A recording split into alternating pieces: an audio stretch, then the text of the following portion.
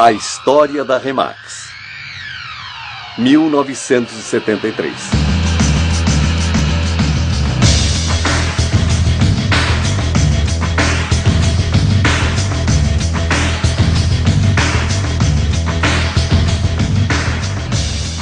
Era como estar numa via expressa. Trabalhávamos 24 horas por dia naquela época. Century 21, Coldwell Banker. Sabe, eram companhias enormes com muito dinheiro. Gastavam mais que as outras empresas. E na Remax não tínhamos dinheiro. O que fizemos foi trabalhar mais do que eles. Tínhamos um sonho monumental. Revolucionar a indústria. Iríamos fazer qualquer coisa para isso. Uma manhã, cheguei ao escritório lá pelas 6 horas. E lá estava Dave Liniger. Ele estava grampeando papéis, fechando envelopes de malas diretas que tinham que ser enviadas naquele dia, e ele tinha ficado acordado a noite inteira. Se o telefone tocasse 3 vezes, alguém tinha que dar explicações, porque se o cliente teve o trabalho de ligar para nós, tínhamos a obrigação de atender e cuidar da situação o mais rápido possível. Estávamos na mira de todos.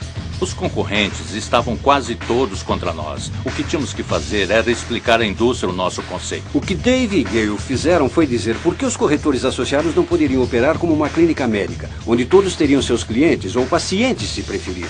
E mantinham seus clientes da melhor maneira que podiam, depois cuidavam dos custos da operação, mas eram tão bons que podiam agir sozinhos se quisessem. Uma de nossas qualidades é que somos capazes de responder a boas ideias vindas de experiências, ao invés de só dizer, é assim que sempre foi feito. Bill Eccles, ele e o sócio queriam um balão no Festival de Balões de Albuquerque. Tivemos umas sugestões de pessoas de fora que diziam, vocês precisam usar isso, precisam colocar nos seus anúncios, usar em papel timbrado, colocar nos seus cartões de visita. E foi daí que veio. E claro que no começo as pessoas diziam, o que o balão tem a ver com o mercado imobiliário? Bom, está sobre as multidões, é como as pessoas trabalham nessa organização. Seja o pessoal da matriz, seja os intermediários ou corretores, todos formam um time de primeira. 1980.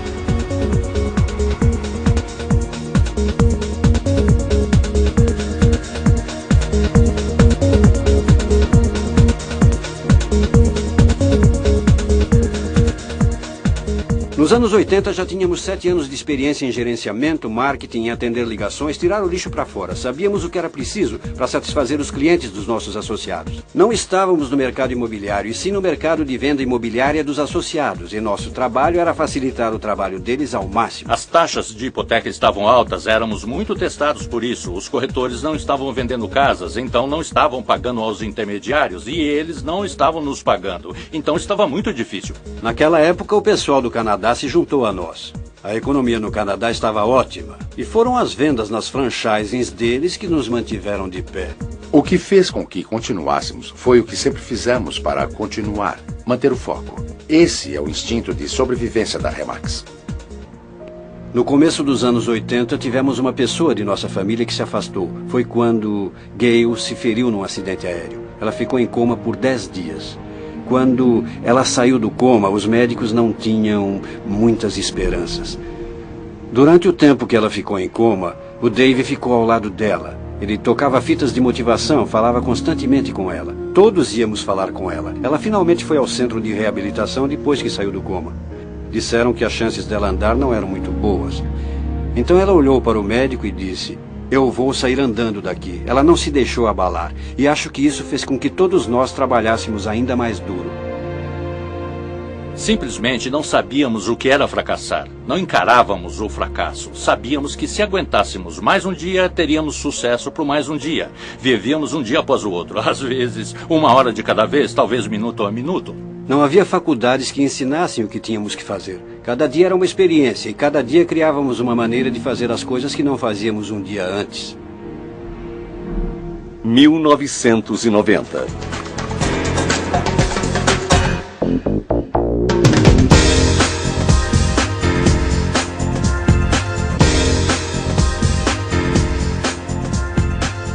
Quando chegamos aos anos 80, tínhamos um grupo comprometido de donos de intermediárias e diretores regionais e donos regionais que estavam dispostos a levar tudo a um passo adiante. Estávamos muito bem, tudo dava certo. Nosso crescimento anual ultrapassou a marca de 4.000 corretores Então percebemos que tínhamos que nos posicionar para ficar prontos, porque sabíamos que iríamos chegar a 50, 80 ou até talvez 100 mil corretores. Tivemos uma vantagem enorme, porque não recusamos um centavo. Não temos burocracia, porque se precisamos fazer alguma coisa ou se uma ideia aparecer, não vai levar meses para realizar o processo. Foi em 1997 o ano em que realizamos 1 milhão de transações. Nunca ninguém tinha feito isso antes. Mas o que isso significava era que havíamos tido centenas de milhares de placas no chão. Havíamos tido milhões de anúncios nos jornais locais. Tivemos muitos comerciais na TV. E quando você atinge esse patamar, torna-se muito difícil para os nossos concorrentes competirem contra nós.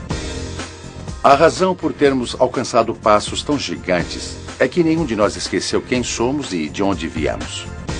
Todas as pessoas centrais de nossa corporação vieram praticamente do nada. Tudo que tínhamos era um ao outro. Ninguém veio com dinheiro, todos construíram o que têm.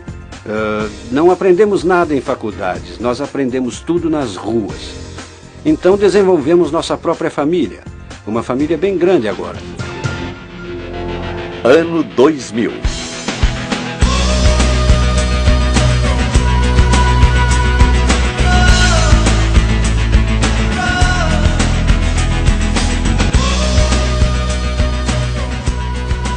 Os anos 2000 têm sido um grande desafio para a Remax. Para mim, o novo milênio significa que agora nossa posição no mercado é junto com os grandes. Assistir a Remax crescer é como ver nossos filhos crescerem. Não percebemos o quanto crescem até ver as fotos deles quando bebês. Construímos nossos gráficos e tabelas e dizemos, é aqui onde queremos chegar nessa época o ano que vem. Aí voltamos e dizemos, como vamos chegar lá? Temos que fazer isso com um corretor de cada vez, com um escritório de cada vez. Nos anos 80, quando entrei, havia 2 países. Havia o Canadá e os Estados Unidos.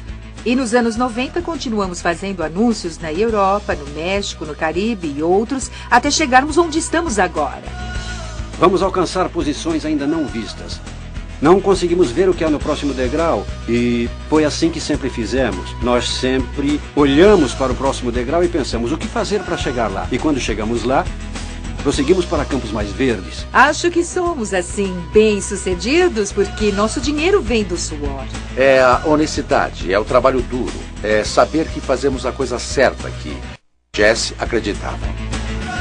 Sabe, você fica orgulhoso da sua parte, mas fica ainda mais orgulhoso dos demais. Quando vejo um bottom da Remax numa pessoa, um logotipo no supermercado ou algo assim, me sinto em família.